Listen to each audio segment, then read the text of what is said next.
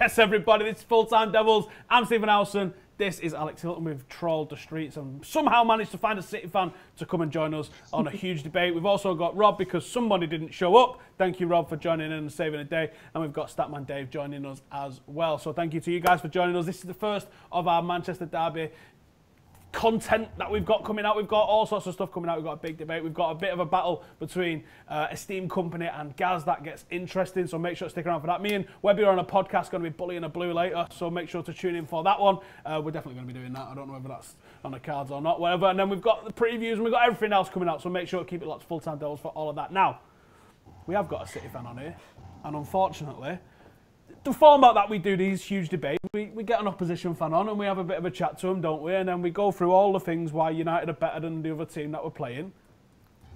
And using that format, it's not really paying off for us this time round, is it? But we are sticking to the format and we are sticking true to it. So you've got a bit of a neutral house here in the neutral corner. I'm from Manchester, like the 7/8 of United fans of this city are. So I'm going to be the neutral guy here as we go through all of these different topics. We're going to talk about Mourinho and Guardiola. We're going to talk about past Derby Day memories. We're going to be talking about who's got a better player between the two sides, and we're going to get into our predictions as well. So, Alex, yep. I'm going to come to you first. How's Stockport this time of year? It's looking pretty good. You know what? I think like most of Manchester, we're feeling pretty good. All of East Manchester is feeling pretty good about this Manchester derby. We're feeling pretty good about the league. We're feeling pretty good about the Champions League. We're feeling pretty good about the way we're playing. It is a great time to play Manchester United. I'm looking forward to it. Top scoring team in English football against the most defensive team in English football, the unstoppable force versus the immovable object. Right. What does a rivalry mean to you? Past Derby Day memories. What's your favourite derby? Don't say the 6-1 punch. Of course it's the 6-1 in the house. So you had 7 shots on target in that game? Yeah, I know. We put them all in, didn't we? So it's all gone pretty well for us. Against apparently the best goalkeeper in the world, David De Gea as well, 6 out of 7. Sometimes you have an off day. Yeah, sometimes, quite often, sometimes. No, I think it's pretty good. I think generally I've been quite lucky that in my lifetime, I think the first one I sort of remember was the 3-1 at Main Road. We beat you 4-2 at the Etihad. I think in like 2014, 3-0 at Old Trafford. Ben Jarney scoring twice at Old Trafford. I've got a few fond Derby Day memories. Don't get me wrong, there's one or two that he slipped up. Rashford scoring at the Etihad, I'll give him that. That was a great game. That was a horrible one because you saw that coming before it happened. It was just so in the script. And fair play, United won that one. But you know what? I've had some good Derby Day memories and it's always a good game. And it's no, it isn't. What you want about? It's not always a good game. It's tense. It's nervous. It's horrible. I don't really remember ever having an enjoyable derby. It's just like you have to just get through this bleeding thing. Even when you lot were complete and utter dog shit, you could still turn up and pull a result out for them. Yeah, I think it's probably why. I think it's possibly because I think Manchester City, certainly in my lifetime, I think it's always been something that we gee ourselves up for it. And it can work both ways, and this is why it could be such a massive game for United, especially because as the chasing team in the league, we probably if you do us, it could like derail our system, and you could kind of like that. But like for us as well, like it has been a turning point for us in the past, and it has brought us some good form. But also for us, we could go 11 points clear this weekend. Monday morning, we could wake up 11 points clear, in form. Probably the hardest game we're going to play this season away at Old Trafford, and that for me could be good enough to put us on title to win the league, sort it all out, win it by February. I don't feel good sitting here. Rob, give us your Derby Day memories, mate. What does the derby mean to you? The two main Derby Days that I remember were the one with the Rooney bicycle kick from 2011, was it? I think it was. And that, like, just watching that and just, like, the number of times I tried to imitate that goal, like, in the following weeks, like, yeah, that was a good day. And then also the whole Rashford fairy tale, where like I was actually just saying to like my mates, like, I'm telling you now, Rashford, like before the game, Rashford will score. He will score, and like it was such a perfect goal. Just by a a Mancunian. When was the last time you had one of them in the squad? David, what's your Derby Day memories, brother? Sorry, last night, Phil Foden. Well, you know, the bicycle kick, the Owen goal, they're all great memories. But the one I want to talk to you guys about is the 4-2 at Old Trafford, Louis van Gaal's Manchester United. Because two of my favourite United players combined, didn't they, Stephen? Ashley Young on that left wing and Marouane Fellaini at the back post. But for me, that was a real high point of a low season where United had really struggled through that season. I think that was the second game in a run of 6 games that United went on to win all those games, and it was a big result because Louis van Gaal's Manchester United was an absolute rubbish Manchester United if we go and look back on it. You know, in City, you had Aguero, you had a lot of good players in there, and to get a result with Young, with Smalling, with Fellaini in a side where United had looked so poor that season, but they pulled it out on Derby Day, and it was a quality win for Manchester United. Right, managers. This is the big talking point. I mean, a couple of years ago when Guardiola was and Mourinho came to United, everybody was just like, wow, the spotlight is now firmly on Manchester and a little bit on Stockport. So Guardiola versus Mourinho is probably the most heavyweight managerial clash in world football, I think. Oh, yeah, definitely. Unbelievable. Yeah. David, who's the better manager and why? Oh, it's Mourinho, isn't it? He's won more Champions Leagues. Simple as that. We don't even need to talk about it. Is that all you're going to give us, David? I think Mourinho's shown that he can do it in a number of different situations. I think what Guardiola did at Bayern Munich wasn't great. I think there was too much tinkering. There was too much use of this, some parts of the philosophy that I don't really agree with. For example, using someone like David Alaba in loads of different positions. He was the best left-back in world football when Guardiola took over, and then he wasn't when Guardiola left, which was a bit of a mistake because Guardiola really needs those fullbacks. I think at City, either he or the board didn't evaluate City's squad last season, and City massively underachieved. What Mourinho's done at the likes of Inter Milan, the likes of Real Madrid, he's done it everywhere. Again, last season, the Europa League. Yeah, it's the Europa League, but it's a big trophy. It's a European trophy, and he's already done that there, but you think in the Porto side as well. If, we look back in maybe 10 years when Guardiola's done this sort of jumping around and he's gone to Italy and he's gone to Portugal and he's gone here, he's gone there, he's managed Argentina, then we'll have a better view about how both managers are when you go head-to-head. But at the moment, Mourinho's just done it more in more different places with more different sides. I think they both spend money. I think they're both, in a way, checkbook managers. They both spend money to win titles, but the level of performance that they get after they spend that money is very, very impressive. They're both fantastic managers, and it's going to lead to a very exciting game at the weekend. Robert, who do you reckon's best out of the two? Well, like over a season, they're probably about level. But if you're picking a manager for one game, you'd pick Mourinho over Guardiola because Mourinho has a backup plan. Guardiola, he's never seemed to be able to pull off a result, like by changing tactics. He'll keep the same tactic for the entire 90 minutes, and if it doesn't work, well, it hasn't worked. Whereas Mourinho will try and change tactic if after 70 minutes United are say losing 1-0, it's still a 1-1 draw or whatever in a fixture. Where Mourinho will try and change something to win the fixture, whereas Guardiola has always kept the same sort of tactic of his his tactics have evolved a bit more like over the last couple of seasons. But in terms of a game, like over the course of a game, his tactics don't change. It's relatively similar all through the match, whereas Mourinho will try and change it up to try and get a result out of the game. Alex, one of the major criticisms of Jose Mourinho is that he often doesn't have his own philosophy, whereas Guardiola quite clearly does, and he often adapts what he's doing to suit the team that he's playing.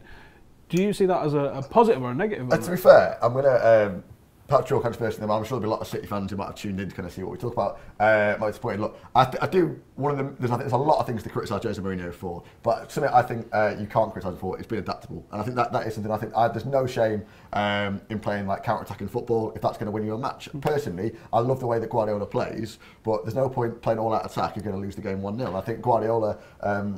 Maybe that is an advantage that Mourinho has. I don't think that's the criticism. I think as well saying that Guardiola doesn't change his game plan.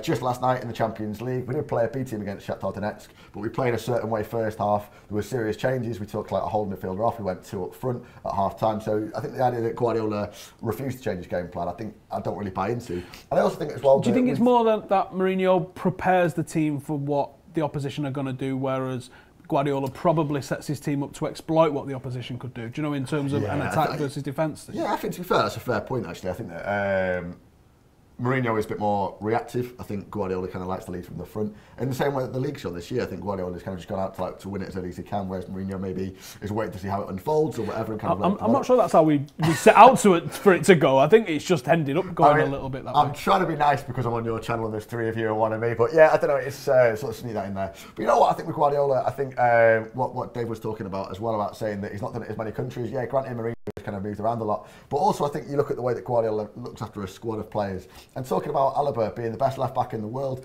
yes, but he also managed to turn Alaba into a player that gets forward and scores goals and gets assists, can play at centre midfield and can play at centre as well, and become that diverse player. He could already player. do all that. And he's doing it again with a player like Fabian Delph, a player who, dare I say, probably if he was a Manchester United squad or in a Mourinho squad, Fabian Delph wouldn't be getting anywhere near the first team. And yet Guardiola has turned him into one of the best left backs in English football at the minute. The way that he's performing is phenomenal. You look at the way that he's doing with other players, what he's done with Leroy Sané, what he's doing with Phil Foden. Hang on. And my case in point here is you need to look at Romelu Lukaku, you need to look at Mo Salah, players that he had at Chelsea that he couldn't develop, that he ignored, and they had to go elsewhere to become the players that they are.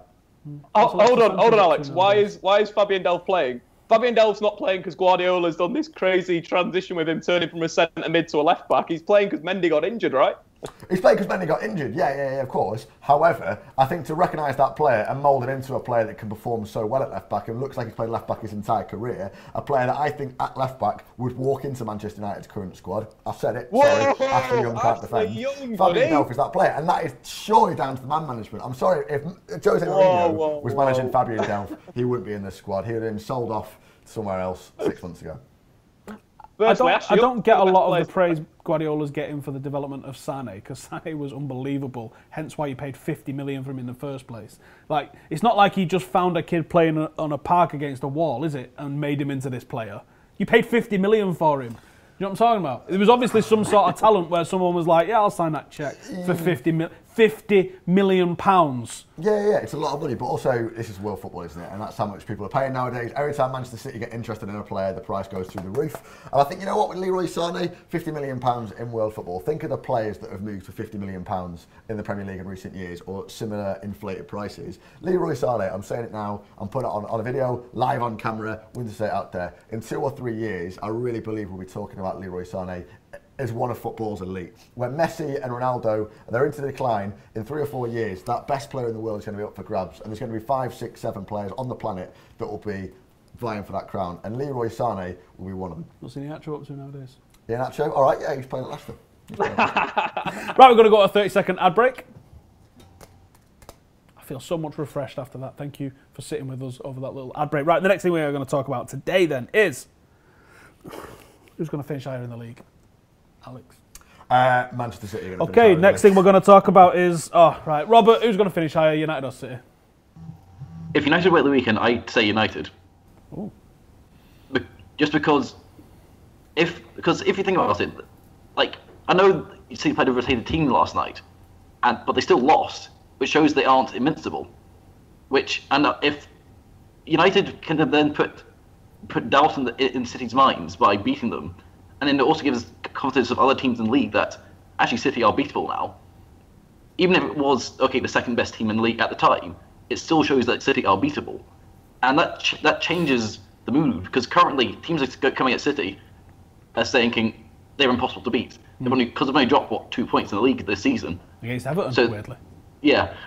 But they're looking at it like, City are unstoppable. But beating them at the weekend, United will just... It changes the whole outlook for other teams when they come up against City, seeing that they've actually been bested by someone. So if United win, I can generally see United topping it, because City came back against 8 points against themselves after back in 2012. When we drew it. Yeah, they came back. They put over 8 points in 4 fixtures after beating us. And that was because we lost our momentum, and the psychological change of that game. If United pull this game for the weekend, which I think they can, then I think United will win the league. Massive call, Dave. Who's finishing higher, City or United? Simple, it's United, isn't it? They're going to slam them this weekend in the derby. City can't defend corners this season. They don't know what they're doing. Big Marouane Fellaini, you got Nemanja Matic, you've got a load of tall lads in there. Simple as that. We'll sit deep, we'll hit them on the counter-attack. And then who City got in 2 games' time? Tottenham Hotspur, who, in fact, ended City's run last season of wins in a row. They rested the likes of Harry Kane, Eriksen midweek in the Champions League. They're starting to get back into form. So, of course, it's going to be Manchester United. It's simple as that. Alex, I'll let you elaborate on that a little bit. Because I want to ask you a serious question, because you have been putting an impressive string of wins together, but you've wobbled haven't you? You've wobbled in the last few weeks. I think wobbled is unfair. I think we've come up against a lot of sides that have just played very negatively and played just to defend and gone out for a 0-0. Southampton, I think it was an example. West Ham as well, time wasting from the first minute. And that is very, very hard to play against. And if anything, I think, look, you're all Manchester United fans, and in our lifetime, you've seen Manchester United win a lot of trophies. I'm not going to deny that. I've seen us win everything, mate. Actually. Yeah, no, I mean, like, actually everything. Okay, that's fine. But Howson, from that, you should know that the teams that become champions, in Robot Wars, all of it. The teams that become champions are the teams that can finish a match when they're not playing at their best. And I think I'm not sure that I think that's a bullshit cliche. Feyenoord, those are going to show that even when we're not playing at our best, even when De Bruyne is knackered and David Silva's playing with a couple of knocks, that we can still grind out those results. We can still play with that winning mentality. And you know what? I think that is something that in 2012 and 2014, we didn't really have, and we still wanted to win the league. We look more like champions-elect than ever before. I don't want to count any chickens before they hatch, but the football that we're playing in the league is unbelievable. I do think football is a momentum game. I think this weekend is massive. If United beat us, it's a huge knockback, more than just 3 points. I think it psychologically as well, and obviously the boost that we give to United is incredible. But I also think we've played Chelsea away. I think that this is probably the hardest game we've got of the season. Spurs come to Manchester City in a couple of weeks. That is going to be a big game. But after that, if we can get through Christmas without dropping silly points, I think it's probably game over in the league. I think there's a difference between this City team and the previous two seasons where you did start off like a rocket again in those. And you seem to be holding possession a lot further up the pitch. Like, it didn't impress me passing it around Bravo and Stones and the centre-halves like it did last year. But I have to admit, it's different this year. And I can only hope that we turn you over and show people how to turn you over. And I think Jose's good at that. Right, we got some comments from Casper. Marshall will rip apart the City defence. Does that make you feel? Yeah, but no more than Sterling and Sane will at the other end. You can compare styles. Norbol says you can compare styles, but comparing Mourinho to Guardiola is the same as comparing Ronaldo to Messi. They are unique in their own way. I would agree. Yeah, I like that. Daniel McCaff says Ashley Young is going to destroy Walker. That's going to be an interesting, actually, who pushes on furthest with the fullbacks, because both like to really get forward.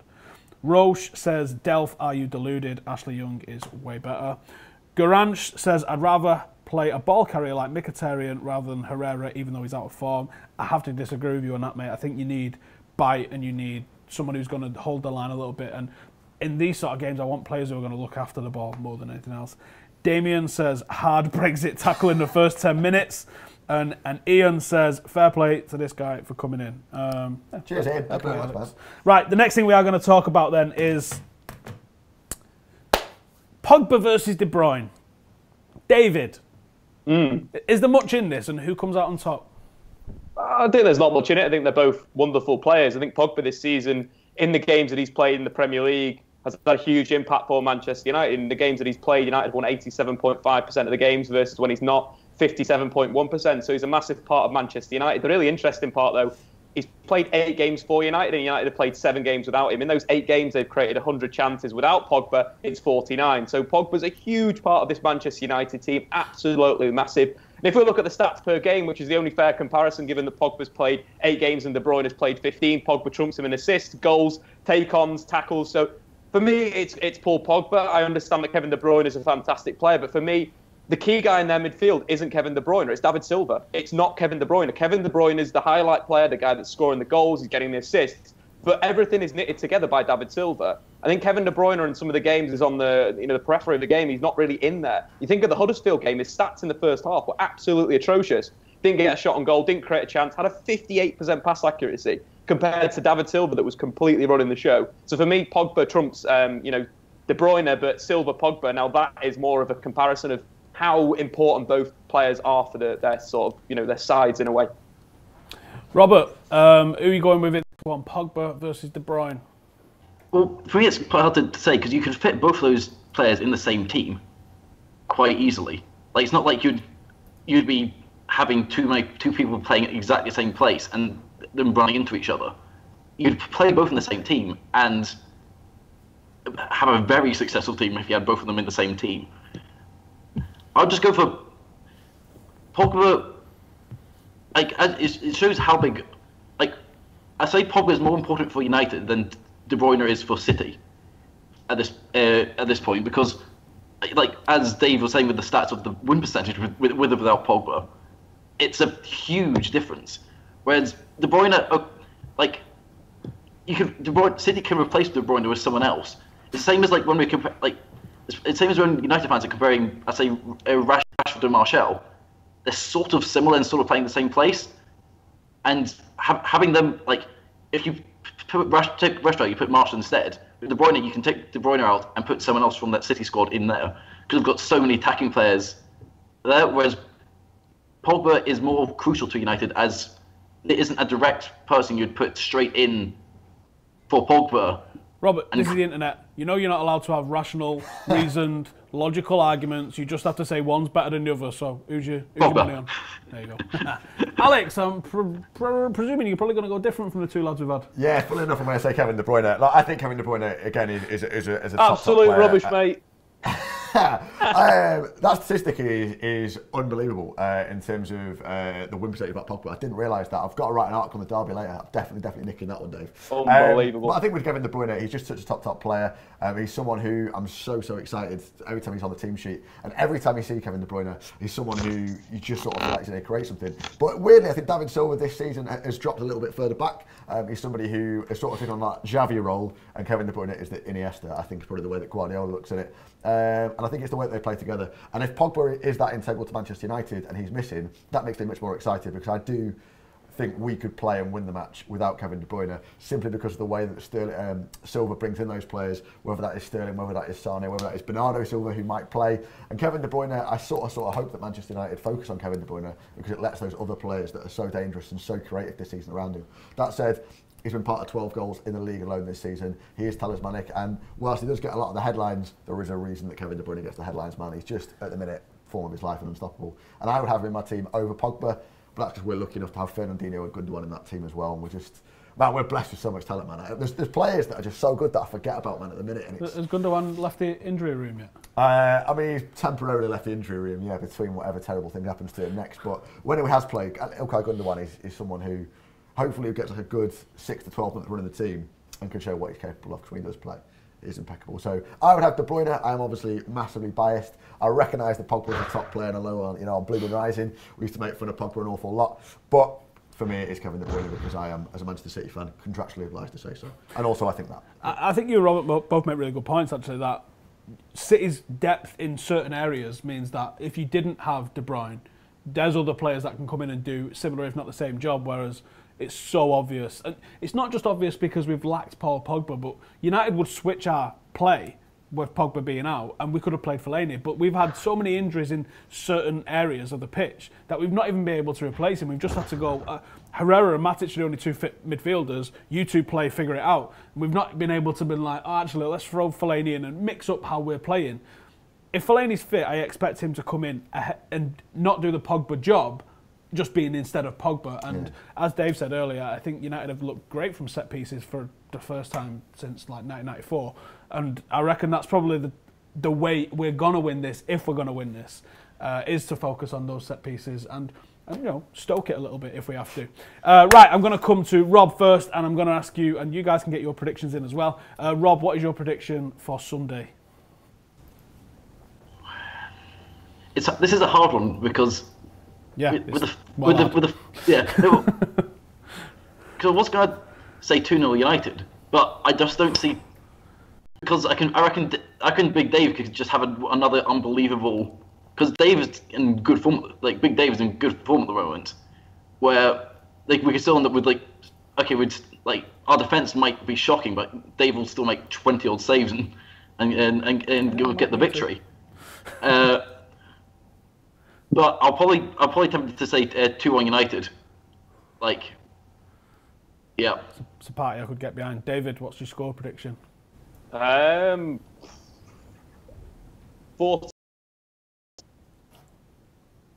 Are we referencing it? Dave, score prediction. So I'm going to go 4-2 United. I think Marouane Fellaini's going to grab a double, and Ashley Young, who's Manchester United's most consistent player in the last 2 seasons. Isn't that right, Howson? Die. Shut up, Dave. Alex, what are you going for? I'm going to go 6-1. 6-1 City. What? You was going to walk out of here and all? No, I think it's going to get tight, and like you said, I think it's going to be quite a hard watch. I think it'll be tense. I think the football, though, I think the standard football will be pretty good. I think 0-0 at half time, 2-1 Man City. 2-1 Man City. I think 1-1. I don't know why. I just think 1-1. I hate predicting draws. I just feel like 1-1. Anyway, what do you guys think? Let us know in the comments. Make sure to keep it locked to Full Time Devils because we've got all sorts of stuff and we're probably going to even try and make some City fans cry a little bit as well. So make sure to come back for all the Derby Day content, pre-match content and the match day content, all the rest of that stuff. You know where to find us. We'll see you in a bit.